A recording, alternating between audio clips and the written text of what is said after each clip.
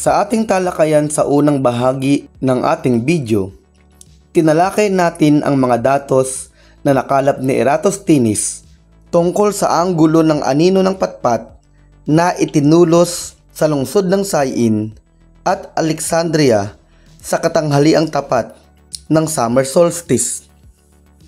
7.2 degrees ang anggulo ng anino sa tulos na nasa Alexandria at 0 degrees naman ang anggulo ng anino ng tulos na nasa Syene. At ang datos na nakalap niya na nakatala sa Library of Alexandria tungkol sa layo ng lungsod ng Syene at Alexandria ay 5,000 stadia. Kuhanin natin ang conversion factor nito sa kilometers. Sa panahon natin, ang equivalent ng 1 stadia sa kilometer ay 1 stadia equals 0.1577 kilometers. Kuhanin natin ang conversion factor. 1 stadia equals 0.1577 kilometers. I-divide natin ang magkabilang bahagi ng equation ng 1 stadia. Cancel out ang 1 stadia over 1 stadia. Kaya, ang conversion factor ay 0.1577 kilometers over 1 stadia. Tapos, i-multiply natin ang given value na 5,000 stadia sa conversion factor. Cancel out ang unit na stadia over stadia. At ang 5,000 times 0.1577 kilometers ay approximately equal sa 800 kilometers. Ang layo na ito sa pagitan ng lungsod ng Syene at Alexandria ay ang arc length ng mundo na may value na 800 kilometers. Ang angle ng arc length na ito mula sa center ng spherical Earth ay matutukoy gamit ang equal angles sa plane geometry. Dahil ang angle theta at ang angle ng anino ng tulos sa Alexandria ay interior angles sa area sa pagitan ng dalawang parallel lines, ang mga ito ay equal angles.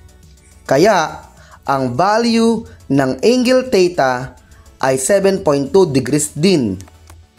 Sa geometry, ang arc length ay equal sa 2 pi r times quantity angle theta over 360. Mula rito, matutukoy natin ang radius. I-multiply natin ng 360 degrees ang magkabilang bahagi ng equation. Cancel ang 360 over 360.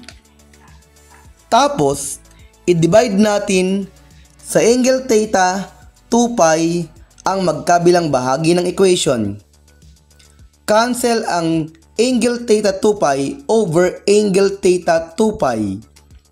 Ang radius ng mundo ay arc length times 360 over angle theta times 2 pi. Pero ang circumference ng mundo ay matutukoy gamit ang 2 pi r. Ang r ay 360 times arc length over angle theta times 2 pi.